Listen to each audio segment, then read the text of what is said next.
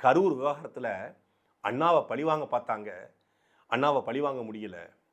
ஜனநாயகன் படத்தை முடக்கி அண்ணாவை பழிவாங்க பார்த்தாங்க, பழிவாங்க முடியல. சிபிஐயில் 2 நாள் அண்ணாவை உட்கார வச்சு கேள்வி கேட்டு பழிவாங்க பார்த்தாங்க, பழிவாங்க முடியல.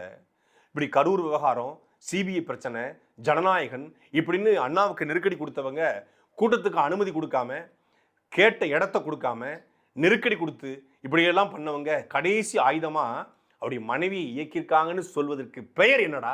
பேர் என்ன? மொத்த விர்ச்சுவல் வாரியர்ஸும்.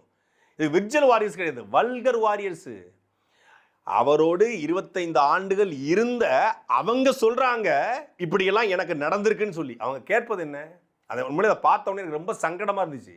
இதை பேசவே கூடாதுன்னு நினைச்சேன். சீமானவர்கள் கூட நேற்று இரவு அழைத்து எக்காரணம் கொண்டும் அவருடைய பர்சனலுக்குள்ள நம்ம பேசக்கூடாது தம்பி, நம்ம கட்சிக்காரன் எல்லாத்தையும் சொல்லு, இணையதளத்தில் கூட எழுதுகிட்டு சொல்லு, யாரும் பேசக்கூடாதுன்னு சொன்னாங்க. நான் ஒருபோதும் பேச போறது கிடையாது, அது அவருடைய வாழ்க்கை. ஆனா பொது வழியில ஒரு பெண் இங்க தொடர்ச்சியா சமூக வலைதளங்கள்ல அசிங்கப்படுத்தப்படுறாங்க, அவங்க கொச்சை சொற்களால் இழிவுபடுத்தப்படுறாங்க.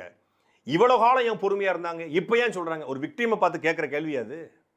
இவ்வளவு காலம் அமைதியா இருந்து இப்ப ஏன் பேசுறீங்கன்னு. எப்ப பேசுன என்ன, எப்ப பாதிக்கப்பட்டாலும் எப்ப சொல்லணும்னா அவங்களுக்கு தான் அவங்களுடைய பாயிண்ட் ஆஃப் வியூ. அவங்க எப்ப சொன்னா அவங்க தான் முடிவெடுக்கணும். இதுக்கு பின்னாடி அரசியல் இருக்கு.